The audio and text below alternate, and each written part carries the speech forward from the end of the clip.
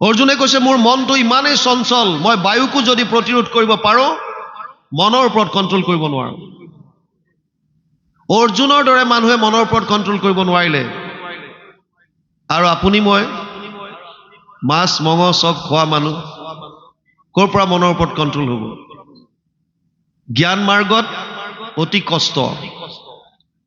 মই 92ত SSBত জইন কৰিছিলোঁ। 93 চনত আমাৰ এটা ট্ৰেইনিং হৈছিল য'ত জংঘল এক্সাৰচাইজ কৰিব লাগে। কিছুদিনৰ কাৰণে জংঘলত থাকিব লাগে। যদি তেনেকুৱা অৱস্থা আহে এজন জোৱানে কেনেকৈ জংঘলত নিজক জীয়াই ৰাখিব, সাৰ্ভাইভ কেনেকৈ কৰিব, তাৰ এটা ট্ৰেইনিং দিয়া হয় আৰু সেইমতে জংঘলত এৰি দিয়ে।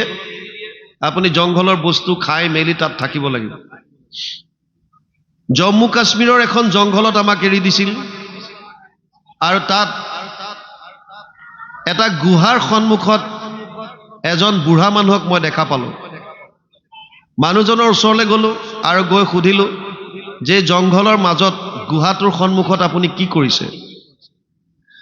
তেওঁ ক'লে যে এই গুহাটোৰ ভিতৰত এজন ঋষিয়ে 12 বছৰ তপস্যা কৰিছিল, বহুখিনি সিদ্ধি তেওঁ লাভ কৰিছিল, কিন্তু সমাধিত ব্ৰহ্মক সাক্ষাৎ পোৱাৰ প্ৰাক মুহূৰ্তত এজনী ছোৱালীৰ সংস্পৰ্শত আহিল আৰু তাৰ সমস্ত তপস্যা ভংগ হ'ল, চব সিদ্ধি হেৰাই গ'ল।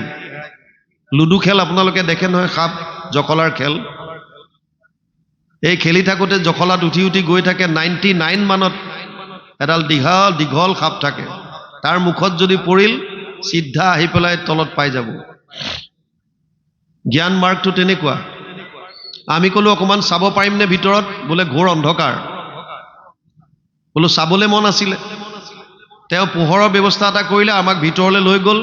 এখন টুলত এই ঋষিজনৰ ফটোখন থৈ দিয়া আছে আৰু আমাক ক'লে যে এইজনে সেইজন ঋষি যিজনে 12 বছৰ ইয়াত তপস্যা কৰিছিল কিন্তু সফল হ'ব নোৱাৰিলে।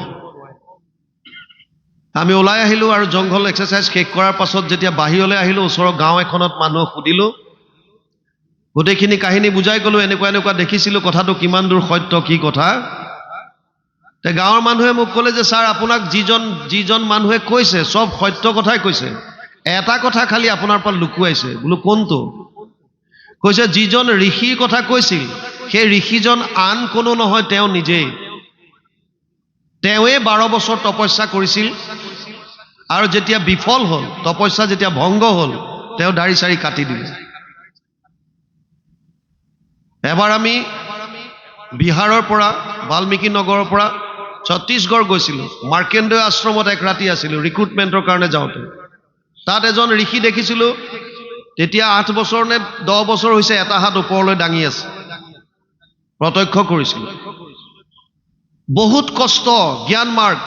আপুনি ঘৰ দুৱাৰ বাদ দিব লাগিব, সন্ন্যাস ব্ৰত ধাৰণ কৰিব লাগিব আৰু য'ত যি পাইছে তাকেই খাব লাগিব।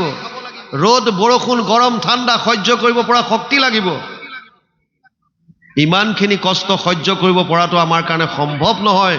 এইকাৰণে অৰ্জুনক গীতাত কৈছে ক্লেশো অধিকতৰস্তেষাম অব্যক্ত অসক্ত চেতসা অব্যক্ত হি গতিৰ দুখম দেহবদ্ভিৰ অভাপ্যতে। 12 অধ্যায় 5 নম্বৰ শ্লোক গীতা ভক্তি যোগ। এই অৰ্জুন, জ্ঞান মাৰ্গ অতি কষ্টকৰ। আমি দেহাভিমানী লোক, নিৰ্গুণ নিৰাকাৰ ব্ৰহ্মক উপাসনা কৰাটো আমাৰ কাৰণে ইমান সহজ সাধ্য নহয়। আৰু ভাগৱতত আপোনালোকে প্ৰথম স্কন্ধত পাব ব্যাসদেৱ, যিজনে সমাধিত ব্ৰহ্মক সাক্ষাৎ কৰিছিল, তথাপিও তেওঁৰ শান্তি নাই। উগুল থুগুল চিত্ত নাহি সুখ শান্তি, নজানন্ত কৃষক মনত গুণী গান্থি। বদৰিকাশ্ৰমত বহি আছে, মনত শান্তি নাই। আৰু পাছত নাৰদ আহি উপদেশ দিলে, মোৰ উপদেশে কৰা ভাগৱত শাস্ত্ৰ প্ৰচাৰক গোবিন্দৰ গুণনাম মাত্ৰ। যিহেতু কৰ্মকাণ্ডত ছিদ্ৰ ৰৈ যোৱাৰ সম্ভাৱনা বেছি, যিহেতু জ্ঞান মাৰ্গ আমাৰ কাৰণে সম্ভৱ নহয়, সেইকাৰণে প্ৰভু ভগৱন্তই সুগম মাৰ্গ এটা আমাক দিলে, সহজ আৰু সুলভ। সেইটোৱে হৈছে ভক্তি মাৰ্গ। সেইকাৰণে উদ্ধৱক ক'লে জ্ঞান কৰ্ম ভকতি কহিৰো কৰি ভেদ, ভকতি পৰম পন্থ দিলো পৰিচ্ছেদ। তাৰপিছত ইয়াত এতিয়া পৰীক্ষিতে কৈছে, পৰীক্ষিতে নৃপবাসে পুছিলা শুকক। উদ্ধৱক যেতিয়া পঠাই দিলে, তুমি যোৱা বদৰিকাশ্ৰম আৰু মোৰ হৰিগুণৰ নাম কীৰ্তন তুমি প্ৰচাৰ কৰি থাকিবা। তেতিয়া কৈছে কৃষ্ণই উদ্ধৱক পঠাই কি কৰিলে? এই পৰম সুন্দৰ মূৰ্তিটো, যিটো দেখিলেই মানুহে মুক্তি পায়, ইমান সুন্দৰ প্ৰভু ভগৱন্তৰ ৰূপ, কেনেকে অন্তৰ্ধান কৰিলে, কি কৰিলে? যিটো মূৰ্তি দেখি নাৰী নভাশয় আন, যাৰ কথা শুনি সন্তোষবে নেৰৈ ধ্যান, যিটো শৰীৰৰ গুণ কীৰ্তন কৰন্তে, জগতৰে পূজা হৈ সেহিকে মহন্তে। যিজনৰ ইমান সুন্দৰ ৰূপ নাৰীসকলে দেখি এবাৰ চোৱাৰ পাছত চকু বেলেগলৈ নিব নোৱাৰে, থৰ লাগি চাই থাকে। যাৰ কথা শুনি মহন্তসকলে তেওঁৰ ৰূপ ধ্যান কৰি থাকে, তাৰ পৰা আঁতৰিব নিবিচাৰে। যিটো শৰীৰৰ গুণ কীৰ্তন কৰি জগতৰে পূজা হয়, আন একো কৰিবলগীয়া নাই, কেৱল প্ৰভু ভগৱন্তৰ গুণনাম কীৰ্তন শ্ৰৱণ কীৰ্তন কৰিলেই সমস্ত পূজা হয়। পৰীক্ষিতে কৈছে আমাৰ বংশৰ যিটো শিৰৰ কুসুম, পিতামহ অৰ্জুনৰ ৰথৰ কুটুম, একহাতে চাত আৰু হাতে বাঘ জৰি, ত্ৰিভুৱন মোহন মধুৰ ৰূপ ধৰি। যিজন আমাৰ বংশৰ শিৰৰ মুকুট স্বৰূপ, যি মোৰ পিতামহ অৰ্জুনৰ ৰথৰ সাৰথি আছিল। আপোনালোকে জানে কুৰুক্ষেত্ৰ যুদ্ধৰ প্ৰাক মুহূৰ্তত অৰ্জুন আৰু দুৰ্যোধন সহায় ভিক্ষা বিচাৰি ভগৱান কৃষ্ণৰ ওচৰলৈ গৈছে দ্বাৰকালৈ। প্ৰথমতে গৈছে দুৰ্যোধন। দুৰ্যোধনৰ মনত এটা অহংকাৰ ভাৱ আছে, মই হস্তিনাপুৰৰ ৰজা, যদিও তেওঁ যুৱৰাজ, তেওঁ নিজকে ৰজা বুলিয়ে ভাবে। আৰু পাৱাৰটো থকাৰ কাৰণে তেওঁ সকলোৰে লগত মিক্স আপ কৰিব নিবিচাৰে, য'তে ত'তে নবহে, তেওঁ অকণ আছুতীয়া হৈ থাকিব বিচাৰে। মই সকলোৰে লগত কিয় মিলি থাকিম, মোৰ আসন সুকীয়া। আৰু ভগৱান কৃষ্ণ অন্তৰ্যামী, তেওঁ জানে কাৰ মনত কি আছে। সেইকাৰণে দুৰ্যোধন যোৱাৰ আগতেই তেওঁৰ মূৰৰ শিতানত এখন সুন্দৰ সিংহাসন লগাই থৈছে। আৰু দুৰ্যোধন গৈ ইফালে সিফালে চালে, দেখিলে কৃষ্ণ দেখোন শয়ন কৰি আছে, শুই আছে। সেইকাৰণে মূৰৰ শিতানত গৈ সিংহাসনখনত বহি আছে। কিছু সময়ৰ পাছত অৰ্জুন গ'ল, আৰু অৰ্জুন গৈ দেখা পাইছে সখা টোপনিত। তথাপিও তেওঁ ভৰি পথানত বহি চৰণ স্পৰ্শ কৰি আছে। ভগৱান কৃষ্ণই লগে লগে সাৰ পোৱাৰ নিচিনাকে উঠিল আৰু অৰ্জুনক দেখি ক'লে, সখা কেতিয়া আহিলা? বোলে হৈছে অলপ সময় আহিছো। কিয় আহিলা? বোলে সখা তুমিতো সকলো জানাই, যুদ্ধ হোৱাটো চূড়ান্ত হৈ গ'ল, ফাইনেল হৈ গ'ল, গতিকে আমাক সহায় কৰিব লাগে, মই সহায় ভিক্ষা কৰি আহিছো। দুৰ্যোধনে সিফালৰ পৰা মাত লগাইছে, ময়ো আহিছো সহায় ভিক্ষা খুজি, মোকো সহায় কৰিব লাগে। ভগৱান কৃষ্ণই ক'লে যে তুমিও আহিছা নেকি, আহা। কিন্তু মই প্ৰথম দেখিছো অৰ্জুনক, গতিকে অৰ্জুনক মই সুবিধাটো প্ৰথম দিম। মই যিহেতু অকলশৰে আছো, মই দুইফালেতো কৰিব নোৱাৰিম। সেইকাৰণে এফালে মোৰ এক অক্ষৌহিণী সেনা থাকিব, 2,18,700 নাৰায়ণী সেনা, আৰু এফালে মই অকলে। প্ৰথম অপশ্যনটো মই অৰ্জুনক দিম। হে অৰ্জুন, তুমি কোৱা কি লাগে তোমাক? মোক লাগে নে মোৰ এক অক্ষৌহিণী সেনা লাগে? অৰ্জুনে কৈছে, প্ৰভু পৰীক্ষা কৰি কিয় চাইছা? মোক তোমাক লাগে, তোমাৰ একো বস্তু মোক নালাগে। আমাৰো ভাৱ তেনেকুৱা হ'ব লাগে। ভগৱানক বিচাৰক, ভগৱানৰ পৰা নিবিচাৰিব। যিমান বিচাৰিব সিমান তৃষ্ণা বাঢ়িয়ে গৈ থাকিব। আজি যিটো পাইছে কাইলৈ আৰু এটা লাগিব, তাৰপিছত আৰু এটা, তাৰপিছত আৰু এটা। পূৰ্ণ এজনেই আছে, সেইজনেই হৈছে ভগৱান কৃষ্ণ। সেইজনক যদি বিচাৰি লয়, আপোনাৰ সমস্ত অভাৱ শেষ, নহ'লেতো অভাৱ থাকিয়ে যাব। অৰ্জুনে ক'লে, পৰীক্ষা কৰি কিয় চাইছা? মোক আন একো নালাগে, কেৱল তোমাক লাগে। ভগৱানে ক'লে, চিন্তা কৰি চাই লোৱা, মই কিন্তু যুদ্ধত অস্ত্ৰ শস্ত্ৰ নুঠাওঁ, কেৱল মই প্ৰয়োজন সাপেক্ষে তোমাৰ ৰথৰ সাৰথি হ'ম। আৰু অৰ্জুনে ক'লে, হৈ গ'ল, মোক আৰু তাতকে কি লাগে? অৰ্জুনৰ ৰথৰ সাৰথি। সাৰথি আমাৰ বুদ্ধি। এইখন এখন ৰথ, এই শৰীৰটো এখন ৰথ, আত্মা ইয়াত ৰথী, পাঁচটা জ্ঞানেন্দ্ৰিয়, পাঁচটা ঘোঁৰা, ইয়াৰ যিডাল লেগাম আহিছে এইটো হৈছে মন, আৰু লেগামডাল কোনে কণ্ট্ৰল কৰিছে? বুদ্ধিয়ে। বুদ্ধি সাৰথী। এই ৰথখন চলাই নিবৰ কাৰণে আমি যদি আমাৰ বুদ্ধিত যদি ভগৱান কৃষ্ণক যদি স্থাপন কৰি ল'ব পাৰোঁ, এই প্ৰভু তুমি যেনেকৈ বিচাৰা মোৰ এই শৰীৰৰূপী ৰথখন তুমি চলাই নিয়া। ভগৱানে কৈছে তোমালোকক এখন ৰথ দিছো, মোৰ ওচৰলৈ আহা। আৰু আমিবিলাকে ৰথৰ ডাইৰেকশ্যন ঘূৰাই দিলোঁ কোনফালে? সংসাৰৰ ফাললৈ। ধন টকা পইচা পুত্ৰ পৰিবাৰ, আৰু ভগৱানে দিছিলে ৰথ তেওঁৰ ওচৰলৈ আহিবলৈ, আমি বেলেগ ফালে ৰথ ঘূৰাই দিলোঁ। যদি বুদ্ধিত ভগৱানক স্থাপন কৰি ল'ব পাৰোঁ তেতিয়াহ'লে এই ৰথখন পুনৰ ভগৱানৰ ওচৰলৈ যাব। ভগৱান মানে আনন্দ, ৰসো বৈশ্যহ, আনন্দ স্বৰূপ। আমি যিটো আনন্দ বিচাৰি ফুৰিছোঁ এইটো কেৱল আৰু কেৱল কৃষ্ণত আছে। কৃষ্ণ শব্দৰ অৰ্থই হৈছে আনন্দ। কৃষি ভূ বাচক শব্দ নচ নিবৃত্তি বাচক দ্বৈও ৰেখাত পৰম ব্ৰহ্ম কৃষ্ণ ইতি অভিধীয়তে। অনুবাদ কৰিছে ঘোষাত মহাপুৰুষ মাধৱদেৱে, কৃষ হেন শব্দ ইটো পৃথিৱী বাচক ভৈলা ন আনন্দত প্ৰৱৰ্তয়, দুইৰো এক পদ মিলি পৰম ব্ৰহ্ম ৰূপ কৃষ্ণ নাম আনন্দক মাত্ৰ কয়। কেৱল কৃষ্ণৰ ওচৰলৈ যাবলৈ।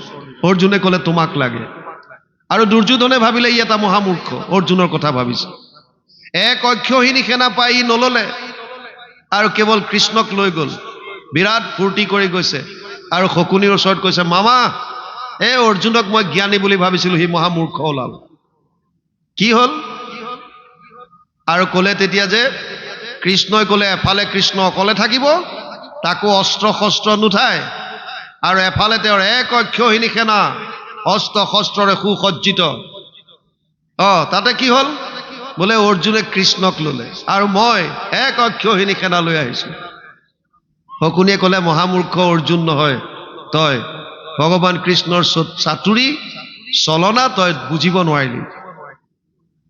এতিয়া পৰীক্ষিতে কৈছে সেইজন কৃষ্ণ যিজনে মোৰ পিতামহৰ ৰথত সাৰথী হৈ আছিল, এক হাতে সাত আউৰ হাতে বাঘ জৰি, ত্ৰিভুৱন মোহন মধুৰ ৰূপ ধৰি, শ্যাম তনু পীত বস্ত্ৰে দেখন্তে সন্তোষ, প্ৰকাশ হৈ বদন চাৰু শ্যাম পদ্মকোষ, ঘোঁৰাৰ পৰিছে ধূলি তাতে ঘৰ্মবিন্দু, শশাংকে সহিতে যেন জলৈ পূৰ্ণ ইন্দু। কি সুন্দৰ লিখিছে। যেতিয়া ৰথ চলাই ঘামি যায় আৰু ঘোঁৰাৰ পৰা উৰা ধূলিবিলাক পৰে, জিলিকি উঠে সূৰ্যৰ পোহৰত, খুব সুন্দৰভাৱে ঘৰ্মবিন্দুবিলাক জিলিকি উঠিছে। ইয়াত কৈছে হাস্য নিৰীক্ষণত অমৃত কৰৈ বৃষ্টি, যুদ্ধ সময়ত তাতে পৰৈ যাৰ দৃষ্টি, জোৰাই তনুমন মিলৈ পৰম আনন্দ, সেই বেলা অৰ্জুনৰ কৰে চেদৈ কন্ধ। যেতিয়া ভগৱান কৃষ্ণৰ যিটো ৰূপ বিপক্ষত যিবিলাক আছে, সিহঁতে যেতিয়া এই ৰূপটো দৰ্শন কৰে তেওঁলোক ভোল যায় তাতে, আৰু কৃষ্ণৰ ৰূপটো চাই থাকোঁতেই পৰম আনন্দ লাভ কৰি থাকোঁতেই ইফালৰ পৰা অৰ্জুনৰ খৰ আহি ডিঙি কাটি দিয়ে। চব কৃষ্ণৰে খেল, গোটেই খেলটো কৃষ্ণ। অৰ্জুনক গীতাত কৈছে তস্মাৎ ত্বম উত্তিষ্ঠ যশো লভস্ব হত্বা শত্ৰু ভুংস ৰাজ্য সমৃদ্ধান, ময়ে বয়ত নিহতে পূৰ্বমেইব নিমিত্ত মাত্ৰ ভৱ সব্য সাচিন।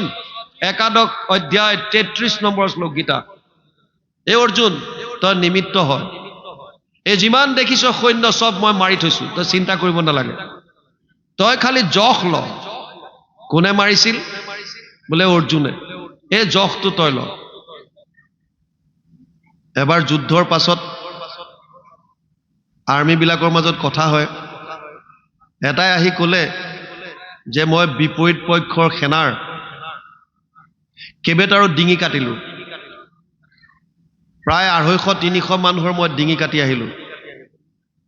এটাই কৈছে মই 250-300 মানুহৰ মই গোটেই সিহঁতক ইয়াত ডেগাৰ মাৰি মাৰি বেনেটেৰে খুচি খুচি মাৰি থৈ আহিছোঁ। তৃতীয়টোৱে কৈছে মই প্ৰায় 500 মান মানুহৰ হাত কাটি আহিছোঁ। কৈছে হাত কাটিছ তই, শত্ৰু গৈ পেলাই কি কৰিলিগে তই? এইটো তই মাৰি নেপেলালি কেলে সুধা হাত কাটি কাটি এৰি দিছ শত্ৰুবিলাকক ই কৈছে নহয় আগতে মাৰি থোৱা আছিলে সিহঁতক মই খালি হাতটো কাটিছো মানে আগতে মৃত্যু হৈ আছে আৰু অৰ্জুনকো একেই কৈছে তই নিশ্চিন্ত হৈ থাক এইবিলাক সব মই মাৰি থৈছো তই মাত্ৰ জখটো ল কিমান কৃপালু ভগৱান এইকাৰণে ইয়াত কৈছে হাস্য নিৰীক্ষণত অমৃত কৰৈ বৃষ্টি যুদ্ধ সময়ত তাতে পৰৈ যাৰ দৃষ্টি এই সুন্দৰ প্ৰভু ভগৱন্তৰ ৰূপত যাৰ দৃষ্টি পৰিল জুৰাই তনু মন মিলয় পৰম আনন্দ কৃষ্ণৰ ৰূপ দৰ্শন কৰাৰ লগে লগে পৰম আনন্দত মতলীয়া হৈ থাকে সেই বেলা অৰ্জুনৰ শৰে চেদৈ কন্ধ আৰু সেই সময়তে অৰ্জুনৰ শৰ আহি পেলাই শত্ৰুপক্ষ নিধন কৰে ইণ্টাৰেষ্টিং কথা ভগৱানৰ দৰ্শন কৰি যিসকলৰ মৃত্যু হৈছে সবে পৰম গতি এইকাৰণে যিসকল ভীষ্মৰ দৰে জ্ঞানীও আছিল তেওঁলোকেও যদিও প্ৰতিজ্ঞাত আছিলে কিন্তু আৰু এটা কাৰণ আছিল যে তেওঁ সদায় ভগৱান কৃষ্ণৰ বিপক্ষত এইকাৰণে থাকিব বিচাৰিছিল যাতে তেওঁৰ ৰূপটো দৰ্শন কৰিব পাৰে তেওঁৰ ৰূপটো যাতে চাই থাকিব পাৰে একেফালৰ হলে চাব নোৱাৰিব কি সুন্দৰ ভাৱনা ইমান সুন্দৰ প্ৰভু ভগৱন্তৰ ৰূপ এই সুন্দৰ তনুটো কেনেকৈনো তেওঁ শেষ কৰিলে কেনেকৈ বৈকুণ্ঠলৈ গতি কৰিলে এই কথাখিনি জানিব বিচাৰিছো এই সুখদেৱ মোক তুমি কোৱা তাৰ পাছত কৈছে জিমতে কৰিলা হৰি কুলক সংহাৰ কৈও সিটো কথা মোৰ ইষ্ট দেৱতাৰ তুমি মহন্তক অন্তকালে পাইলো লাগ কিবা পুণ্য আছে কিবা মোৰ মহাভাগ পৰীক্ষিতে কৈছে হে সুখদেৱ ভগৱান কৃষ্ণই নিজৰ কুল কেনেকৈনো সংহাৰ কৰিলে অলপ আগতে আমি আলোচনা কৰিছিলো বিপ্ৰসাপ দিয়ালে কিন্তু তাৰ পাছত কি হ'ল কেনেকৈ তেওঁৰ নিজৰ বংশটো ধ্বংস কৰিলে লগতে কৈও সিটো কথা মোৰ ইষ্ট দেৱতাৰ কি কৰিলে মোক কথাখিনি কোৱা তুমি মহন্তক অন্তকালে পাইলো লাগ কিবা পুণ্য আছে কিবা মোৰ মহাভাগ তোমাৰ দৰে মহাপুৰুষ এজন মোৰ মৃত্যুৰ সময়ত লগ পাইছো গতিকে মোৰ কিবা ভাগ্যৰ মূৰতে তোমাক পাইছো সেইকাৰণে ঈশ্বৰৰ কথা কোৱা তিনটা দুৰ্লভ বস্তু আছে দুৰ্লভম ত্ৰায়মেবাতত দেৱানুগ্ৰহ কাৰকম মনুষ্যত্ব মুমুক্ষত্ব মহাপুৰুষ সংশ্ৰয়া শংকৰাচাৰ্যই লিখিছে তিনটা দুৰ্লভ বস্তুৰ এটা হৈছে মনুষ্যত্ব প্ৰাপ্তি মানুহৰ শৰীৰ পোৱাৰ পাছতো আকৌ মনুষ্যৰ পৰা মনুষ্যত্ব প্ৰাপ্তি পোৱাটো দুৰ্লভ দ্বিতীয়টো হৈছে ঈশ্বৰ প্ৰাপ্তিৰ ইচ্ছা কৰা ঈশ্বৰমুখী হোৱাটো দুৰ্লভ অৰ্জুনক কৈছে মনুষ্যানাম সহস্ৰেষু কচ্চিত যততি সিদ্ধায়া যততামপি সিদ্ধানাম কচিত মাম ব্যক্তি তত্ত্বতঃ সপ্তম অধ্যায় 3 নম্বৰ শ্লোক গীতা হে অৰ্জুন হাজাৰজন মানুহৰ মাজত কোনোবা এজন মোৰ ওচৰলৈ আহিবলৈ ইচ্ছা কৰে আৰু তেনেকুৱা হাজাৰজনৰ মাজত কোনোবা এজনে মোৰ তত্ত্বটো বুজি পায় গতিকে তৃতীয়টো কৈছে ইয়াত মহন্তৰ সংগ পোৱা ভকতৰ সংগ পোৱা এইটো দুৰ্লভ দুৰ্লভম মানুষ দেহ দেহিনাম ক্ষণভঙ্গুৰ তত্ৰাপি দুৰ্লভম মন্যে বৈকুণ্ঠ প্ৰিয় দৰ্শনম 11:2-29 একাদশ স্কন্ধ দ্বিতীয় অধ্যায় 29 নম্বৰ শ্লোক নিমি ৰজাই নৱসিদ্ধক কৈছে এই সিদ্ধ সমস্ত মানুহৰ জীৱনটো যদিও ক্ষণভঙ্গুৰ তথাপিও ই অতি দুৰ্লভ আৰু ইয়াতকৈও দুৰ্লভ হৈছে বৈকুণ্ঠ প্ৰিয় দৰ্শনম বৈকুণ্ঠক ভাল পোৱা মানুহৰ দৰ্শন পোৱাটো বৈকুণ্ঠ এটা ভগৱানৰ নামো আৰু বৈকুণ্ঠ ভগৱানৰ ধামো দুইটা সত্য গতিকে ভগৱানক ভাল পোৱা ভকত এই ভকতৰ দৰ্শন পোৱাটো অতি দুৰ্লভ ইয়াত পৰীক্ষিতে কৈছে তোমাৰ দৰে এজন মহাপুৰুষক লগ পালো তাকো মোৰ জীৱনৰ শেষ মুহূৰ্তত আমি যাৰ লগত বেছি সময় কটাও তাৰ প্ৰভাৱ আমাৰ ওপৰত পৰে আপোনালোকে যদি প্ৰমাণ চাব বিচাৰে এটা হাতত ফ্ৰিজৰ পৰা কেইটুকুৰামান বৰফ ল'ব আৰু এটা হাত জুইৰ ওচৰত ৰাখিব যিমান সময় সহ্য কৰিব পাৰে 5 মিনিট 2 মিনিট 3 মিনিট তাৰ পাছত বৰফখিনি পেলাই দিয়ক এটা বালতিত পানী লৈ দুইটা হাত একেলগে সুমুৱাই দিয়ক আপোনালোকে অনুভৱ কৰিব পানীখিনি একেই টেম্পাৰেচাৰ এটা বাকেটত আছে এটা হাতে ঠাণ্ডা পাব আৰু এটা হাতে গৰম অনুভৱ কৰিব যিটো জুইৰ ওচৰত আছিল সেই হাতটোৱে পানীখিনি অলপ বেছি ঠাণ্ডা যেন পাব আৰু যিটোৱে ঠাণ্ডা বৰফ লৈ আছিল ই সেইখিনি পানীকে গৰম অনুভৱ কৰিব কিয় বৰফ যি ঠাণ্ডাৰ লগত থাকোতে থাকোতে এতিয়া পানীখিনি পাই অলপ গৰম অনুভৱ কৰিছে বৰফখিনিয়ে ইয়াত প্ৰভাৱ বিস্তাৰ কৰিছে বহুত সময় জুইৰ লগত আছিল হাতটো গৰম হৈ আছে জুইৰ প্ৰভাৱ পৰিছে পানীখিনি যদিও একেই টেম্পাৰেচাৰ ঠাণ্ডা যেন অনুভৱ হৈছে আমি যাৰ লগত থাকো যদি আপুনি ধনৱন্তৰ লগত আছে ধন ঘটাৰ টেকনিক শিকিব কেনেকৈ ধন ঘটিব পাৰি যদি জ্ঞানৱন্তৰ লগত আছে জ্ঞান অৰ্জন কৰিব আৰু যদি ভকতৰ লগত থাকে তেতিয়াহ'লে ভক্তিৰ কথাবিলাক শিকিব পাৰিব কাৰ লগত আমি আছো আইনষ্টাইনৰ এজন ড্ৰাইভাৰ আছিল আইনষ্টাইনৰ লগত ঘূৰোতে ড্ৰাইভাৰজনে আইনষ্টাইনে যিমানবিলাক ভাষণ দিছিল এই ভাষণবিলাক আইনষ্টাইনৰ দৰে ক'ব পৰা হ'ল সুন্দৰভাৱে ভাষণ দিব পাৰে আৰু এদিন ড্ৰাইভাৰজনে ক'লে যে ছাৰ আপুনি বিজ্ঞানৰ যিমানবিলাক ভাষণ দিয়ে এই ভাষণবিলাক ময়ো এজ ইট ইজ দিব পাৰিম তেতিয়া আজিৰ দৰে মোবাইলৰ যুগ নাছিল চিনি নাপায় আইনষ্টাইনক নামটো জানে এজন বিখ্যাত প্ৰখ্যাত বিজ্ঞানী বুলি জানে এখন সাইন্টিষ্টৰ বিজ্ঞানীসকলৰ এখন কনফাৰেন্সত সভা এখনত আইনষ্টাইনক ভাষণ দিবৰ কাৰণে নিমন্ত্ৰণ দিলে আইনষ্টাইনে ড্ৰাইভাৰজনক ক'লে যে শুনা অমুকত এখন সভা হ'ব তাত মোক ভাষণ দিবৰ কাৰণে মাতিছে তাৰ মানুহখিনিয়ে মোক চিনি নাপায় তুমি এটা কাম কৰা তুমিতো মোক কৈ আছিলা যে মই ক'ব পৰা কথাখিনি ভাষণত তুমি দিব পাৰা বুলি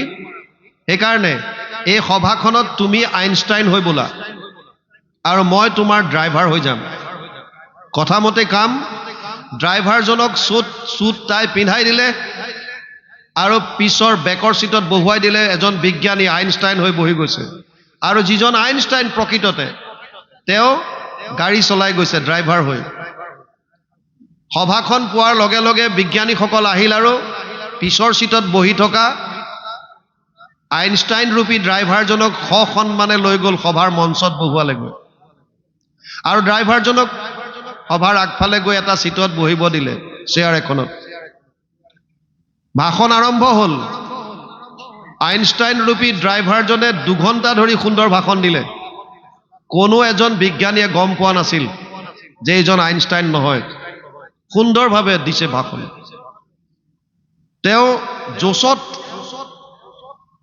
মুখৰ পৰা ওলাই গ'ল যে আপোনালোকৰ যদি কিবা প্ৰশ্ন আছে তেতিয়াহ'লে কৰক